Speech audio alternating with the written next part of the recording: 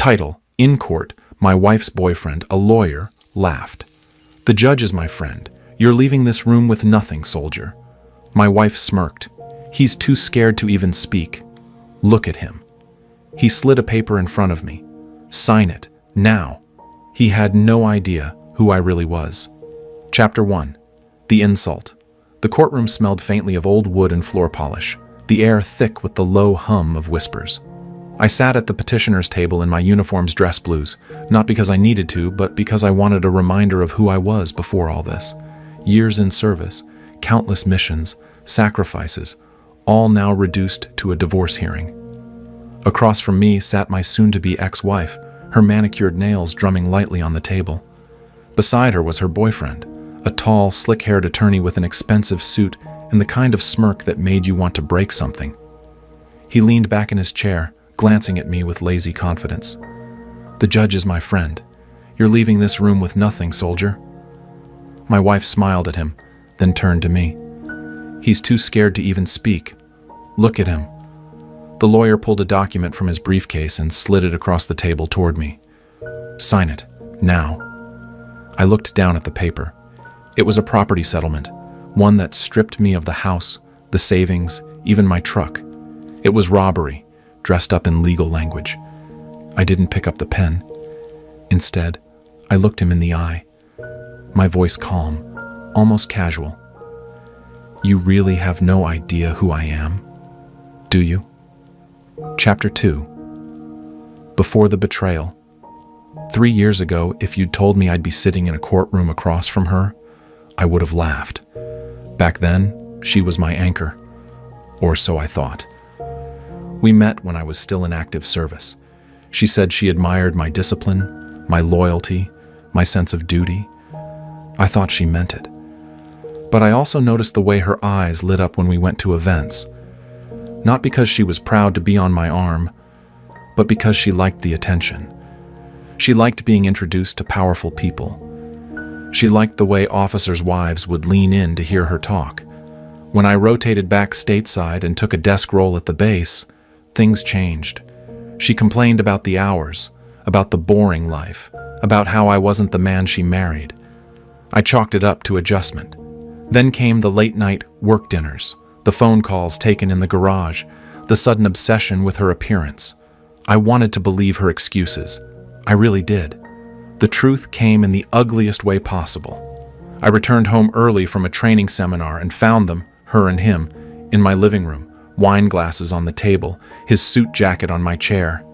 He didn't even flinch, just smiled that lawyer's smile and said, "Guess you're home early, soldier." It wasn't just betrayal, it was mockery. And when I learned later that he'd taken her case for our divorce and was connected to the judge, I knew I wasn't walking into a fair fight. But I'd been in unfair fights before, and I'd never gone in unprepared. Chapter 3. The quiet setup. Back in the courtroom, I didn't touch the pen he'd slid toward me. Instead, I leaned back, letting them believe I was hesitating out of fear. What they didn't know was that my silence was deliberate. For the past 3 months, I'd been quietly building my own case, not through the typical divorce attorney route, but using the skills and contacts I'd gained in the service. I'd pulled bank records, traced hidden accounts she thought I didn't know about, and gotten statements from mutual friends she'd burned along the way. More importantly, I'd documented everything: the affair, the lies, and, most damning of all, the shady communication between her boyfriend and the judge. A friend of mine from the CID, Criminal Investigation Division, had helped me set up a perfectly legal wire during one of their celebratory dinners. The arrogance was astounding. They'd openly joked about burying the soldier and how the judge will sign whatever we put in front of him. All of it I now had on a clean audio file. The file I'd labeled for Court Exhibit Z. I kept my face unreadable as I glanced toward the judge. He gave a polite but expectant nod, clearly thinking this was going to be over in minutes. The lawyer tapped the document. "Sign it, soldier. Save yourself the humiliation." I almost smiled. "You sure about that?" Chapter 4, Exhibit Z. The judge cleared his throat.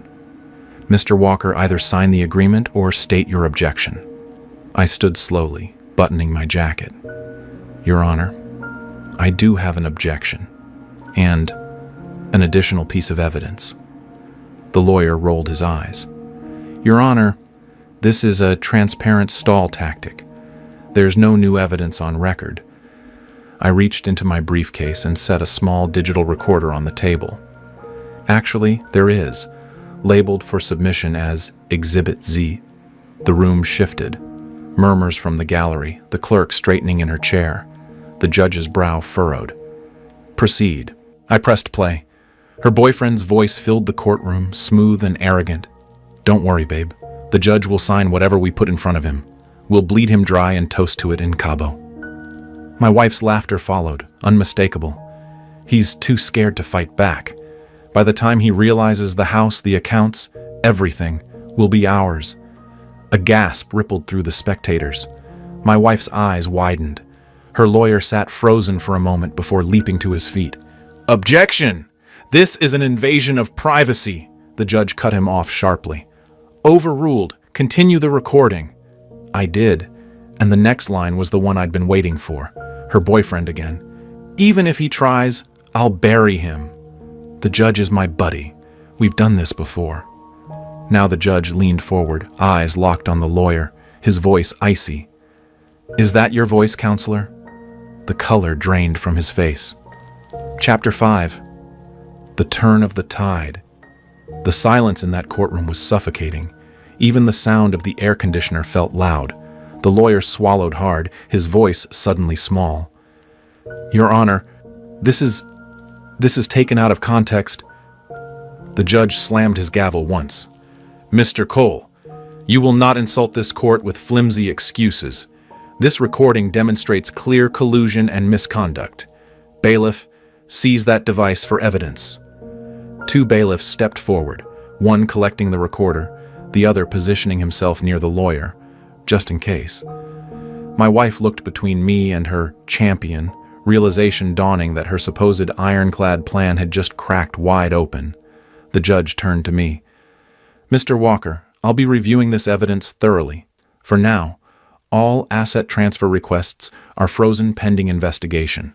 Custody arrangements will remain unchanged until this court decides otherwise. I nodded respectfully. Thank you, Your Honor. I'm confident the full truth will make itself clear.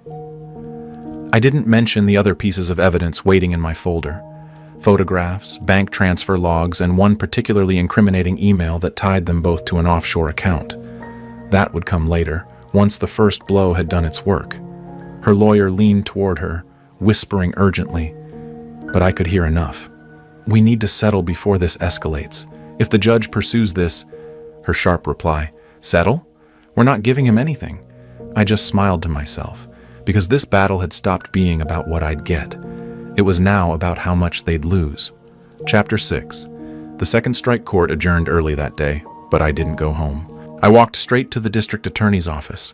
My CID contact was already waiting in the lobby, a thick folder in his hand. Inside were the rest of my findings.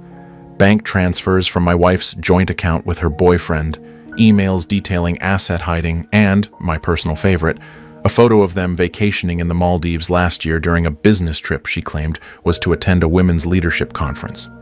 The DA flipped through the evidence slowly, her expression hardening. Mr. Walker, this isn't just family court fraud.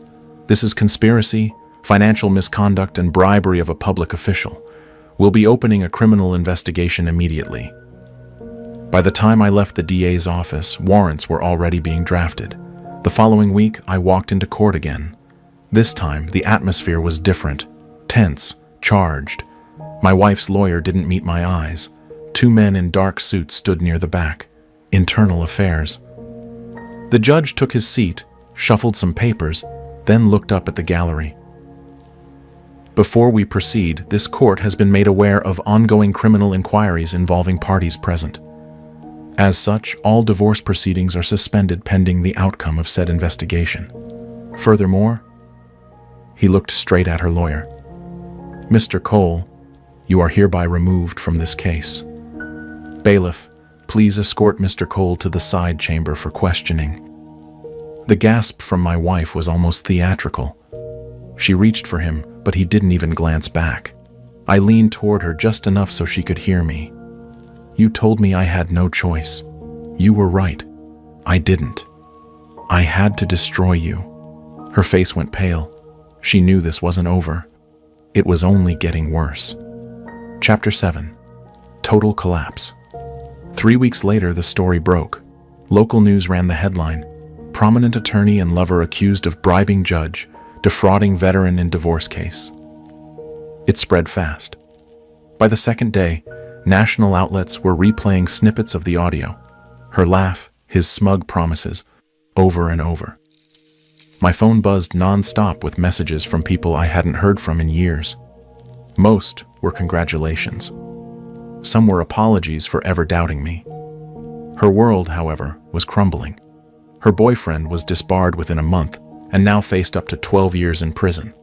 The judge, his buddy, was suspended pending ethics violations and possible bribery charges. And my wife? She was charged as a co-conspirator. The DA froze her accounts, repossessed her luxury car, and seized the condo she'd bought for herself with my money. Her family, once smug and vocal, went silent. I heard whispers they'd mortgaged their own home to cover her mounting legal fees. But the real moment, the one I'd been waiting for, came in the final hearing. The new judge looked over the case file, then directly at me. "Mr. Walker, in light of overwhelming evidence of misconduct, you are granted full custody of your children, sole ownership of all disputed assets, and immediate dissolution of the marriage. Mrs. Walker is ordered to pay restitution, once she is legally able." Her hands shook as the gavel fell. I stood, buttoned my jacket, and said quietly as I passed her, "No other choice, remember?" I walked out of that courtroom free, my kids waiting outside with my father, smiling for the first time in months. Epilogue. The final blow. 2 months after that grocery store encounter, an envelope arrived in my mailbox. Her handwriting, shaky, desperate. Inside was a single page. "I can't find work. I can't pay rent. Please. Just enough to get me through until I find something. For the kids' sake." There was no "I'm sorry," no acknowledgement of what she'd done, just an assumption that I would still bail her out. I placed the letter in a new envelope with a single photo, one I'd taken just last weekend. Me, the kids, my father, and my new partner, smiling on the deck of the cabin I'd just bought in the mountains. On the back I wrote, "You were right. I had no choice. I chose to live well without you." 2 weeks later, a mutual friend told me she'd been evicted. She was staying in a rundown motel on the edge of town, sharing a room with strangers and living off what little she could make in cash. Meanwhile, I was signing a contract for a major security project overseas, a 6-figure deal that would set my family up for years. The lesson was simple. Betrayal doesn't just burn bridges. It leaves you stranded on an island you set on fire yourself. And when you watch from a distance, you realize sometimes the sweetest revenge isn't revenge at all. It's simply walking away and never looking back. Was this revenge perfectly justified? Tell us what you think about this story in the comments below. Like the story. If you think this story is justified, share it with someone who needs this energy. And subscribe to Lauren's story for more jaw-dropping tales of betrayal and justice. Because here, every lie has its reckoning. And every betrayal finds its shadow. Stay sharp, stay strong, and stay tuned